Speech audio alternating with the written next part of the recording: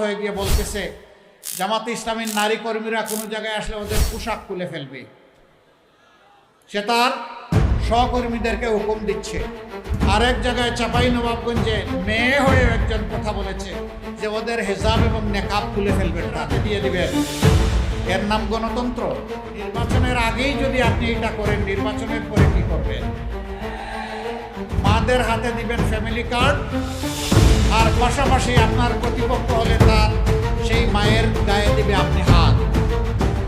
ওই family card আর হাত দুটো একসাথে চলবে না। যদি সত্যি সম্মান দেখায় থাকেন তাহলে আগে আপনার মাকে সম্মান দেখান। বাংলাদেশের প্রত্যেকটা নারীকে মায়ের মর্যাদায় সম্মান দেখান। মানুষ আপনাকে ভালোবাসবে, আপনাকে সেলিউট দেবে।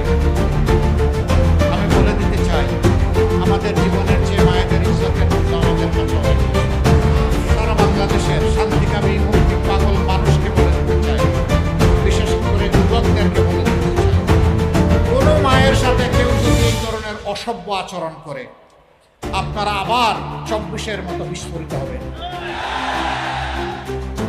বলবেন জীবন দিব কিন্তু মায়ের মর্যাদা দেব না, কাউকে না মায়ের মর্যাদা নিয়ে টান দিতে দেব না। জীবনের বিনিময়ে হলেও মায়ের মর্যাদা রক্ষা করবো। ভাই, এখন তো মাঘ মাস, এই শীতের দিনেই যদি মাথা এত গরম হয়, চৈত্র মাসে কি হবে? যান জনগণের কাছে, সুন্দর করে বুঝায় কথা বলেন, আপনাকে আমরা ওয়েলকাম করব। কিন্তু আপনি গায়ের জুড়ে সেই ফেসিবাদী কায়দায় আবার নির্বাচনকে ছলে বলে কৌশলে নিজের ইচ্ছা মতো প্রভাবিত করবেন। এখনকার যুব সমাজ 24-এ চিৎকার দিয়ে ঘুমাইয়া পড়ে না। যুবকদেরকে বলছেন তাদেরকে বেকার ভাতা দেবে। কে বলছে? তারা আপনার কাছে গিয়ে মিছিল করে, আপনাদের কাছে মিছিল করে বলছে যে আমরা বেকার ভাতা দেন। আমাদের যুবকদেরকে আমরা বেকার ভাতা দিয়ে অপমানিত করতে চাই না। আমাদের যুবক যুবতীদের প্রত্যেকের দুটি হাতকে আমরা দেশ গড়ার কারিগরের হাতে পরিণত করতে তুলে দিতে চাই। তারা যেন মুখ ফুলিয়ে বলতে পারে, এদেশ আমার দেশ, আমি বাংলাদেশ। আমি বাংলাদেশের জন্য আমার 2 হাত দিয়ে অবদান রেখে চলবো।